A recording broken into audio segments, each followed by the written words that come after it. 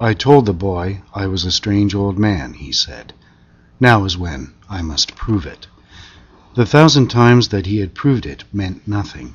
Now he was proving it again. Each time was a new time, and he never thought about the past when he was doing it.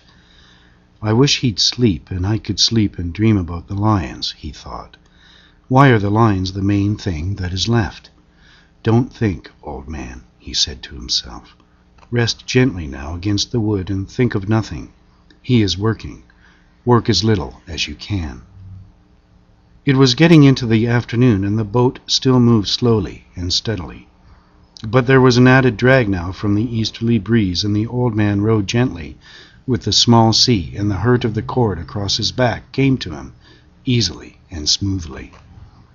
Once in the afternoon the line started to rise again, but the fish only continued to swim at a slightly higher level. The sun was on the old man's left arm and shoulder and on his back, so he knew the fish had turned east of north. Now that he had seen him once, he could picture the fish swimming in the water with his purple pectoral fins set wide as wings and the great erect tail slicing through the dark. "I wonder how much he sees at that depth," the old man thought. "His eye is huge, and a horse with much less eye can see in the dark.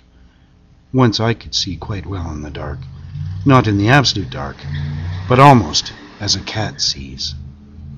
The sun and his steady movement of his fingers had uncramped his left hand now completely, and he began to shift more of the strain to it, and he shrugged the muscles of his back to shift the hurt of the cord a little.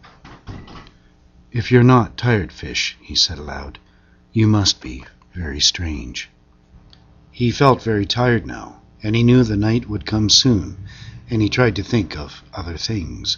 He thought of the big leagues. To him they were the Grand Ligas, and he knew that the Yankees of New York were playing the Tigres of Detroit. "This is the second day now that I do not know the result of the Juegos," he thought.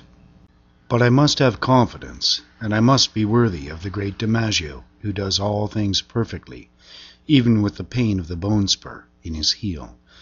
What is a bone spur?" he asked himself. "Un espuela de hueso. We do not have them. Can it be as painful as a spur of a fighting cock in one's heel? I do not think I could endure that, or the loss of the eye, and of both eyes, and continue to fight as the fighting cocks do.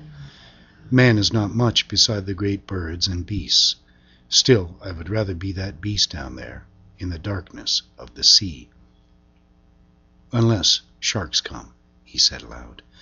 "If sharks come, God pity him and me. Do you believe the great DiMaggio would stay with a fish as long as I will stay with this one?" he thought. "I am sure he would, and more, since he is young and strong. Also his father was a fisherman. But would the bone spur hurt him too much? I do not know," he said aloud. "I never had a bone spur." As the sun set, he remembered, to give himself more confidence, the time in the tavern at Casablanca when he had played the hand game with a great Negro from Cienfuegos, who was the strongest man on the docks. They had gone one day and one night with their elbows on a chalk line on the table, and their forearms straight up and their hands gripped tight. Each one was trying to force the other's hand down onto the table. There was much betting, and people went in and out of the room under the kerosene lights, and he had looked at the arm and hand of the Negro and at the Negro's face. They changed the referees every 4 hours after the first 8, so that the referees could sleep. Blood came out from under the fingernails of both his and the Negro's hands, and they looked each other in the eye and at their hands and forearms, and the bettors went in and out of the room and sat on high chairs against the wall and watched. The walls were painted bright blue and were of wood, and the lamps threw their shadows against them. The Negro's shadow was huge, and it moved on the wall as the breeze moved the lamps. The odds would change back and forth all night, and they fed the Negro rum and lighted cigarettes for him. Then the Negro, after the rum, would try for a tremendous effort, and once he had the old man, who was not an old man then, but was Santiago el Campeon. nearly 3 inches off balance. But the old man had raised his hand up to dead even again. He was sure then that he had the Negro, who was a fine man and a great athlete, beaten. And at daylight, when the bettors were asking that it be called a draw, and the referee was shaking his head, he had unleashed his effort and forced the hand of the Negro down and down until it rested on the wood. The match had started on a Sunday morning and ended on a Monday morning. Many of the bettors had asked for a draw because they had to go to work on the docks loading sacks of sugar or at the Havana Coal Company. Otherwise, everyone would have wanted it to go to a finish. But he had finished it anyway, and before anyone had to go to work. For a long time after that, everyone had called him the champion, and there had been a return match in the spring, but not much money was bet, and he had won it quite easily, since he had broken the confidence of the Negro from Cienfuegos in the first match. After that, he had a few matches, and then no more. He decided that he could beat anyone if he wanted to badly enough, and he decided that it was bad for his right hand for fishing.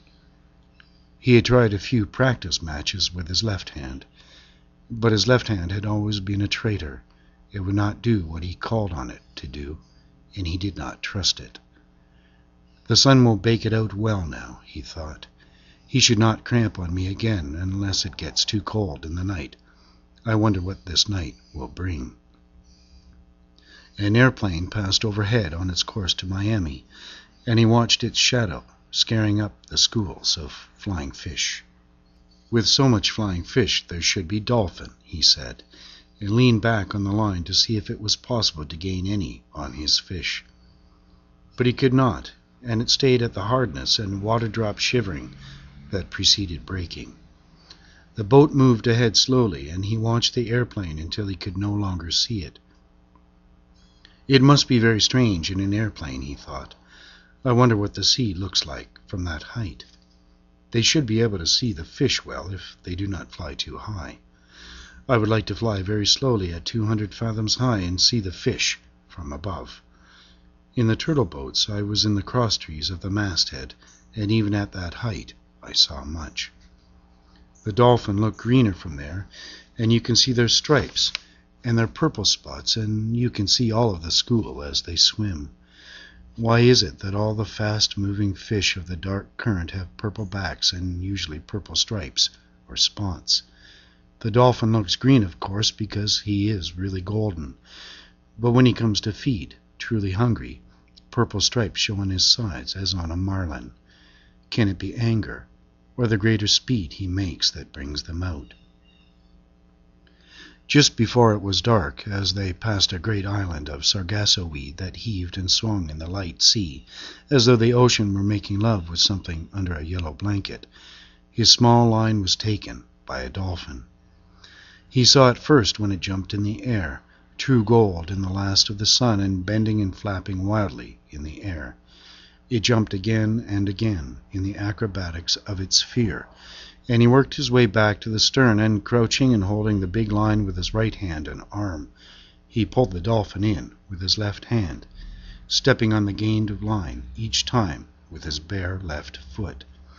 When the fish was at the stern, plunging and cutting from side to side in desperation, the old man leaned over the stern and lifted the burnished gold fish with its purple spots over the stern.